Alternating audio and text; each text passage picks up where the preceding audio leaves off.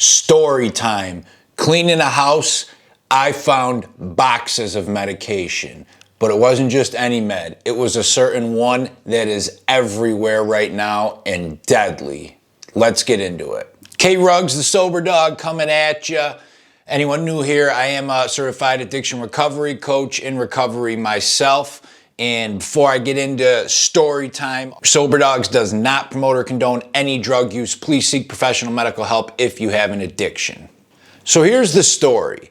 Now, I had a friend, and he owned different houses around the city in the suburbs of Rochester. So this person bought a house and it was an elderly lady who lived there. It was her and her husband, then he died, then she lived there for a while, a little bit longer, 5, 6 years, her and her dog.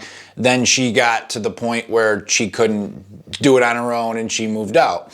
This individual buys the house, and at the time I was helping them here and there do some work, mostly just clean up stuff. I'm not a big construction person. I don't know all that stuff. But hey, if there's garbage, needs to be cleaned out, whatever. I also loved doing this because in the past with them and other family and friends, I had seen some of the insane things people live in houses. Prior to this, I had found old coins in houses, jewelry. We had found a ton of different stuff. As I'm doing this, I am actively in addiction. So at this point too, my brain switches a little bit. Prior, I would look for jewelry, money, I guess the obvious things, or even just cool things like, furniture, TV, whatever. Now that I'm in addiction, I'm looking for pills left, the medicine cabinet, anything like that on top of the other stuff, of course. So he tells me, can you clean out everything in the house? Sure. All right. So I go do a couple hours in the day. I went over and looked at it with him. And then because I was working other jobs and also, again, actively in earlier stages of addiction, I'm running around all day. But then I get high and get my motivation. So, I'd go over at 8 o'clock at night and do 2-3 hours at night or whatever. So I go over there this night. And of course, now I'm all high too. So I'm not getting a ton done. I'm more focused on all the stuff left there. And there's this random thing that happens too when you get high where, how do I put this? So ideas that are normally stupid or terrible seem good, and problems that are normally a big deal seem incredibly minor and that you could get right through it. It's probably not going to make a lot of sense to some people, but I'll explain more in the next video. I'm seeing things like old records, which I knew they were pretty much worthless, but at the time I'm high and my brain is telling me these could be worth a ton of money. You got to take. So I'm like, with things like that, I'm going through the whole house and I'm like trying to separate things, thinking everything's worth money. And it's like delusions of grandeur that I could take these tools in tomorrow and get $500 at the pawn shop. Okay, realistically, best case scenario, I'm walking out with 70. But because I'm high, I just think shit like that's gonna work. So I end up taking a load of garbage out to the garage. And there's a couple other garbage bags already out there. So I throw a couple of things in the garage where the garbage was. And I see all the other bags. And I don't know, I see something kind of sticking out, so I'm going to tie it up and organize the garbage in the back corner. And I open the bag and I'm looking in real quick. I see a box. It's open and it's pretty much empty, but it immediately catches my eye because I've seen this box before. Pull it out. It is a fentanyl patch box. So fentanyl patches often come in a box. There's a picture. People put one patch on and it lasts for 3 days. They usually get 10 a month for the people that get the patches. When they get them, they come in these boxes. It's just how it is. It's a patch. So that immediately stirs my brain. Now this box is totally empty, but I'm thinking, okay, somewhere in this house at some point in time, somebody took fentanyl patches. You gotta look. So I end up going inside, I stir everywhere, I'm going through everything, and now I'm hyper-focused on just one thing. Don't find any. All right, damn, that sucks, whatever. Is what it was, I tried. So I'm working a little bit more and I'm taking more out in the garage.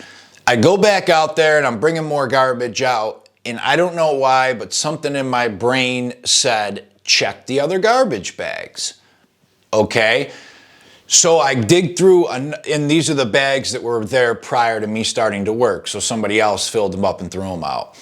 So I start digging through the second bag, nothing. So I dig through the third bag, a full box of fentanyl patches. For an addict in addiction, an opioid addict, to find a full box of fentanyl patches is like, I can't describe it to what went on in my mindset. That is like a kid waking up and seeing Santa Claus on Christmas morning who says, I will give you every gift you want, just name it. It's insane. My brain went nuts. I open it, I'm checking, I'm feeling it. They were the gel patches. For those that don't know, there's basically two different kinds of the patches. Gel, and I don't know what the other would be specifically called, not non-gel. The other ones are like, they're like nicotine patches. It's just a little patch. The gel, there's like literally gel inside it. So, I mean, still works similar. It's just, they're a little bit different. I go and I got this box and I am just, Now the expiration date I saw was passed, but not passed by like a decade, passed by like 6 months. Whatever, didn't make a difference to me. That was still getting used. So then of course I also start digging more. There's more. There's another box open, but still got some in it. Then there's another box open, some in it. Then there's another box. This was absolute gold mine to me, insane. Also, incredibly dangerous because, I mean, you could just imagine what I'm gonna do every night for the next however long this shit until it runs out. First thing I did was, I did a little bit, but then I called and at that time what I did is I was smoking the gel. That's how I did it. Then I called a buddy of mine who was like my best friend, my best using partner, like the one person I trusted as far as addiction went. He's like, what, man, blah, blah, blah. I don't think he's either just got out of work, he wasn't feeling well or whatever. I was like, get over here. Bro, come on. I was like, trust me, get over here. And he did, and we went nuts. An hour later, we're sitting there, which I've said in other videos, that's the goal of many opioid addicts, is just not be sick, of course, but that not out is like the stage people seek. That is when they're in, quote, bliss. That's what we want to get, is kind of not out drooling. The beginning parts of that, because if you go a little bit past it, you're just out and you don't really remember anything, and it'll be like 8 hours will go by. But like right before it, to where you're just kind of like in another world of, at the time it's comforting, so to speak, with, you feel great. And what ended up happening is I went on a serious bender after this. I also, which I'm actually glad this kind of worked out this way. Again, going back to those kind of delusions of grandeur, I ended up, because I had a bunch, I sold some to get money, thinking I could pay off some bills, I can get, I could buy some other stuff too. There were still other things I liked better than fentanyl at the time, to be honest. So, but by doing that, I actually ran out a lot quicker than I expected, even though it was still a good, 10 days or whatever. And we went nuts. We went nuts for a little while, and that was one of those things where how and why somebody is looking out, because that is the easiest way to die, of just going, even for people with tolerance, that's through the roof. But that happened. Somehow I got through it. also kicked my addiction to another level because 9 to 10 days at that point of using fentanyl all day, every day, when I ended up running out, going back to the oxys that I was doing at the time, prior to the event, I probably was doing, if I had the money, 2 to 3 oxys a day, but 1 would get me not sick, 2 would get me like feeling decent.